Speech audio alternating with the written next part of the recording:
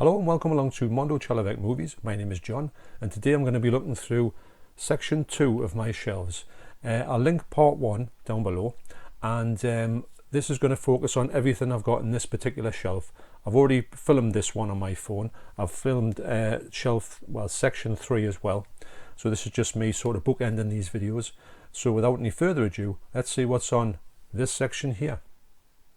Okay, so back on shelf 2.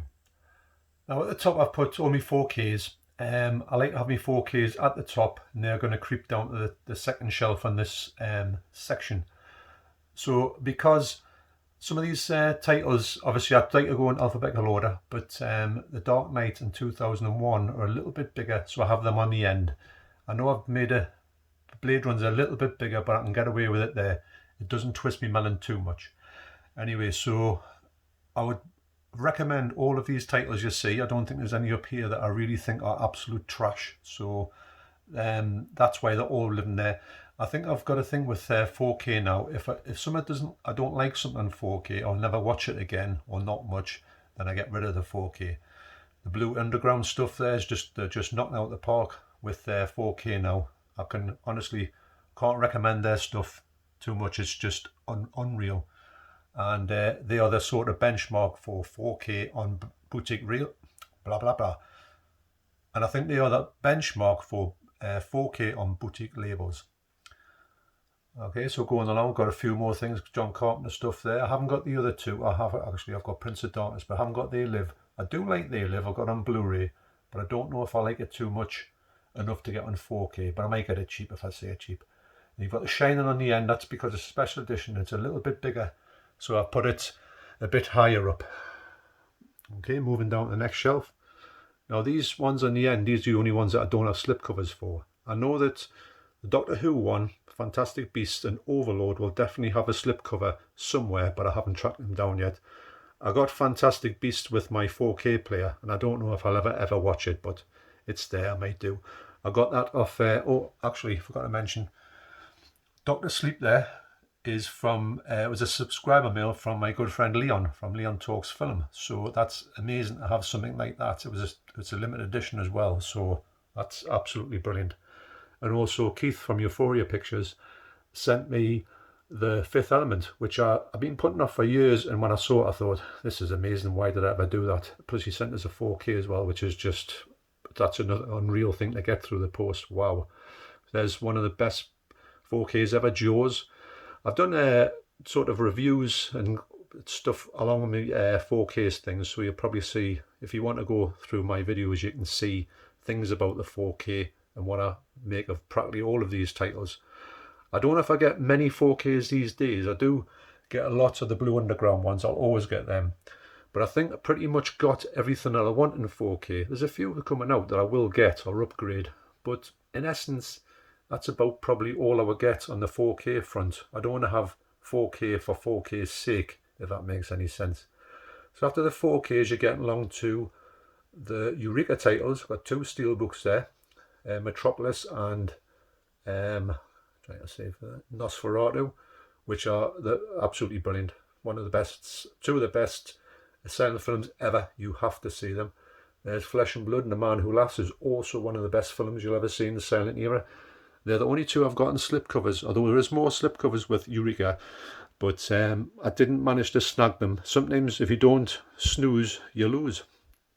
So there's coming down to sort of from 4K, I go to the next one I have as a boutique label is Eureka. I'm looking at it, I don't know what it's called. Wow. So you've got a lot of silent stuff there. Most of the silent stuff, I think the silent stuff goes all the way to around about there. And these films are all amazing. I can't recommend any of them high enough. If you ever want to know what a good silent film is, just take any one of those and watch them and you will be blown away by them. I can assure you of that. And this is getting more into the sort of, I go up, it's more in this, these are more in, they're not in, although they're numbered, I haven't put them in that way. I put them in more like years when they came out ish. And after they go across to the BFI titles. Got some great stuff in the BFI line as well as Eureka. They are just they've got some really sort of different titles that you don't see many companies releasing. So there's a Eureka one there. That's the last Eureka one. Is actually what's it called? Hammer film. So there's some. Now those are indicator releases. I did when I first got into indicator. When I first came out, I thought, oh, I'm gonna get some of these. But a lot of them I would just have no interest in. So I'm not going to go there. If I see a company that's a great company, I will pick their titles off, but I will never just get them for getting them sake.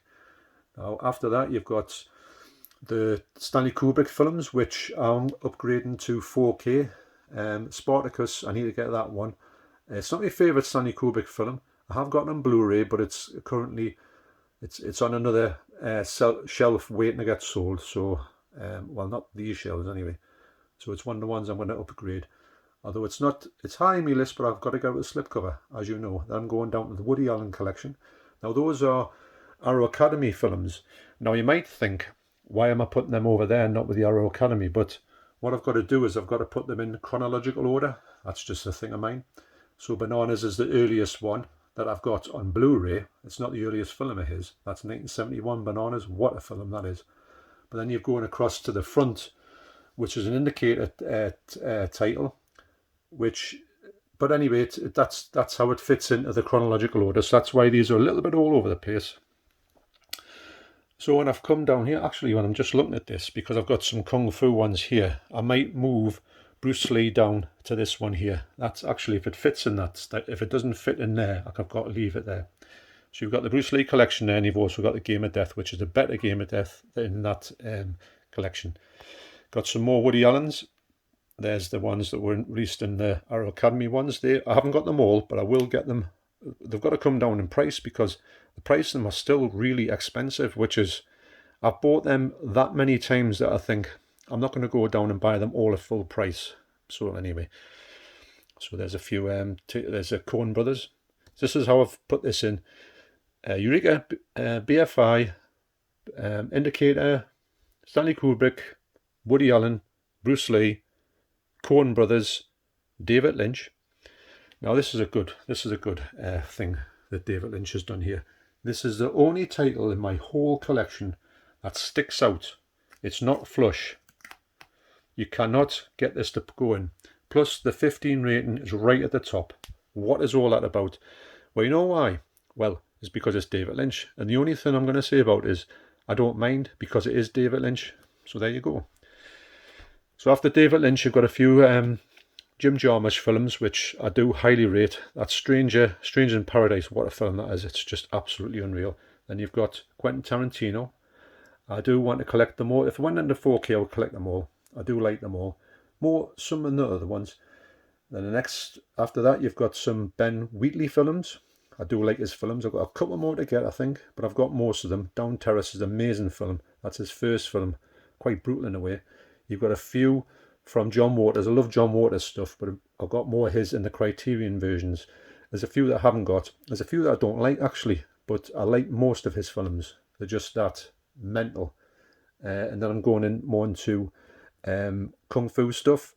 These ones are gifted from my good friend, Horgos73. As you'll see, a few films in here are.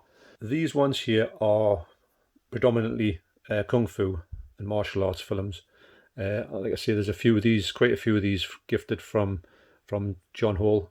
Absolutely brilliant. And I've watched most of them, but I'm still got a few left to watch. You've got my James Bond stuff. My son has got the Daniel Craig stuff, which is my stuff, but it's in his collection. And I like James Bond. I like Daniel Craig, and I like Roger Moore. Not too keen on Sean Connery or anybody else, but I've got that one there. I picked that up cheap from a Pound World the other day, so I thought, well, I'll chuck that on there. The only reason why I've put it there is because I don't want to put it there because that breaks up the slipcase thing, and I don't know. I just think that I like to keep them as uniform as I can. Sometimes that twists my melon to the extreme when they're not like that. So sometimes I've got these things in a place where I'm just putting them so it makes them like pan out better, if that's even a word. So after that, after the James Bond stuff, and that's all the ones you've got from filmmakers or the last of my sort of dedicated boutique labels, I'll move on to the next section is my horror stuff. So these are all my horror Blu-rays. I have just put the ones that I thought that don't belong to any particular boutique label, although I have got a Nucleus one there. I do have some Studio Canal. It's hard to put the Studio Canal together because there's that many of them from different genres, and you'll be surprised at how many there are of Studio Canal. So that's why sometimes I think I don't really do that. So yeah, so more horror going down. I've got some good stuff here. I've got the Friday the 13th. Well, this is the US version of the UK version that came out of the first 8 films. It's really nice, don't get us wrong. That's Crystal Clear Memories, the complete history of Friday the 13th. You've got to see that. That is absolutely brilliant. One of the best ever documentaries about anything. This one, it does look good, but I have got the big, huge box set. So for that reason, I'm keeping this one because I do like this set. And also, some of the films in here do look a bit better than the big box set, believe it or not. But not all of them. So I'm going pan across here. Now you notice I've got some premium collections in there, and they're not all together. And that's the reason, because I haven't got many of them. I don't think I would ever collect them as a full thing. So for that reason, I'm going to dot them all over the place. I'm just going to keep them in alphabetical order. But if I did get, say maybe there was a glut of them came out and I did really like them, I would start to put them together. But at this point, I wouldn't want to, because I've only got about 6 or something. It's not going to be something that I'm going to collect anyway. I would never collect the whole range. There's a lot of films in that range that I just don't care for. I'm not saying they're not great films, they're just not my cup of tea. Right, time to sit on the bed. Okay, so still on horror. Got some good titles in here, I've got to admit. See, there's They Live in Blu-ray, and I think it's good enough, if I'm honest. I don't see any problem with it. I've got Tremors there. I will upgrade to the Tremors 4K from Arrow, but I'm just going to get a standard release of that, and hopefully they'll put a slipcover on it, which I think that if they don't do that, I think that's a bit of a rum deal. If you buy, especially on the first run, a 4K from any boutique label, I mean any label, at least they can do is give you the choice of owning it with a slipcover. So just after the sort of horror, as I nearly fall off the bed, the horror sort of ends round about here. Well, there. And then I've got these sort of ones here. These were just picked up very cheap from the likes of Poundland and stuff like that. And they are kind of, well, rubbish, but lovable rubbish, like an enjoyable mess, if you like. And I put them all together as if to say they're not really films that I rate, but I have them in a sort of subgenre of rubbish releases. There's another version of Clockwork Orange. That's the title I own the most of, believe it or not. Even though you only get one cut of Clockwork Orange, you don't get any more. It's not getting any more film on, which I'd love to see more, but there's none that exists. So yeah, so after those cheap horror films, then you start off with just regular films. This is obviously A to Z as well, or A to Z, as my wife cannot stand it when I say A to Z. She says Z and I say Z. That goes on for about 5 minutes of correcting each other. And these are just some of the ones I've just picked up from Poundland, and I have a good time with them, so I keep them on the shelves. That film there, Baraka, it's got one of the best prints you'll ever see on a Blu-ray. It was filmed in 8K, so wow, it's just something to behold. Now moving down to here, with them moving around, I've got this extra shelf space here, which is it's built for DVDs, but you can store Blu-rays in here, or you can put DVDs back in there if the shelves alter a bit. You've also got that room to maneuver. So yeah, so these are just more of just regular releases, and just, I'll say they're more like your standard films that you get, not middle of the road, but like normal films, if you can say that. There's got some of the king there, Danny Dyer, legend. You've got Easy A there, which is a good film, and it's also the last film that Amanda Bynes acted in, with Big Shame. And you've got a few things like that. Mickey Flanagan's Detour de France. It's good. It's all right. But the likes when these shelves fill up, then these will be the ones that will go and be replaced with another title I would much more appreciate. So yeah, so after this, you are now, so this one here, this shelf here ends on F from Hell. So I've picked it up there with G, and this is the next part of the normal DVDs. Some of them are widely out of print, some of them have better things on. Jane Silent Bob Strikes Back is much better on version on this than on the Blu-ray. That there, In Fading Light, is such a strange film because it was made in a place where I live, Willie Bay. Just down the road is a place called North Shields and have a fish quay, and this film was made on the fish quay by local people, local Geordie actors, and it's a great film. It's very, very hard to get, and ironically I bought it from eBay, I think about £20, and it was being sold by somebody who just lived down the street from me, so I just went down and picked it up off this woman. Wow, can you believe it? Yep, so like I say, some of these might be available on Blu-ray, but I either haven't got around to updating them, or I think the DVD is good enough.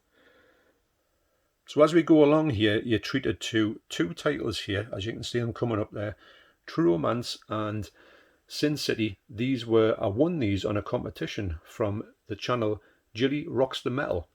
Now Jilly's taking a break from YouTube at the moment, but I hope to see her back sometime in the future, and also her husband Davey Dark is on here, so I would urge you to go and just sub to them two channels, Davey Dark and Jilly Rocks the Metal, and because that was amazing when I won that. And I mean, these are like amazing editions, really jam-packed with stuff.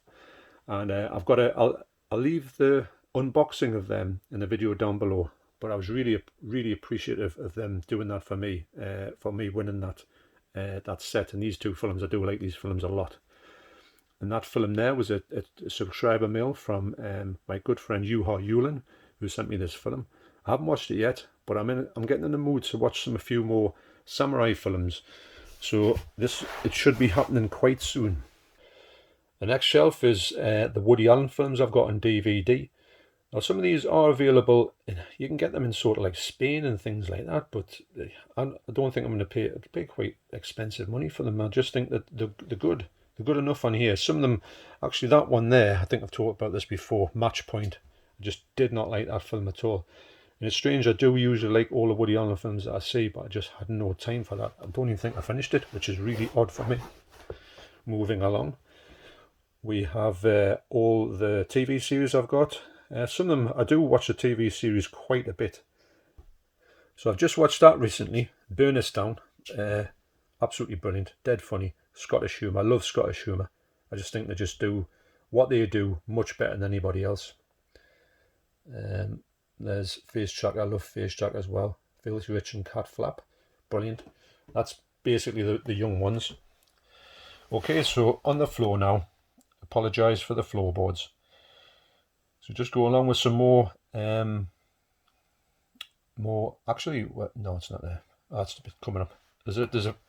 I don't know if I talked about this on the last one. Anyway, so going along here, this is, like I say, I do watch these quite a lot. Ideal is a TV program I urge you to check out. I have never ever seen a series that is so complex and funny and odd and weird, and the characters in it are just absolutely brilliant. I've never seen anything like it. It's just amazing. So yeah, so getting that, this is the channel. This is the thing I was going to talk about there. The one called Jam there. Now this is made by Chris Morris, who also did the Day to Day, which is one of the best TV shows you'll ever see. And it's so odd. It's like the most oddest humour you'll ever see, and also they have extras on it, which is the special editions are you can watch the whole series of the size of a postage stamp, or you can watch it all in slow motion. The two absolutely useless special features, but I just like the fact that he decided to put them on there for whatever reason. There's some Laurel and Hardy box sets which you can't get anymore.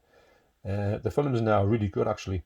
They're not as good as the short films, but they're in good quality. These are the later ones of Lauren Hardy. League of Gentlemen, absolutely brilliant. I saw them live, just unbelievable. And also Look Around You 1 and 2. They do take as if you're watching some TV program like Open University, where they talk about science, and it's absolutely crazy, but so funny. Well, I stagger up now. So yeah, so that's shelf 2, and it's got a lot of good stuff on there, a lot of boutique stuff, but this is getting more into mainstream things, and I think you find that you'll be surprised maybe a bit by what's happening on shelf 3, which is the shelf that's got the most, I'm not going to say surprising stuff on it, but it's the ones that you might think, what? He's got that film? Okay, so thanks very much for watching this segment, and I think I'm going to pass you across to John. So thanks for watching this part. Part 3 will be here very soon, and then you'll have seen the whole complete collection of these shelves. And also on the end of part 3, I'm going to stick on all the things that don't fit on these shelves, the big sort of special editions that I've got. I haven't got many, but the ones I've got I really like, but I can't show them on here at all. They're just not, there's no space on the shelves. Okay, so thanks for watching, and I will see you in the next video. Take care.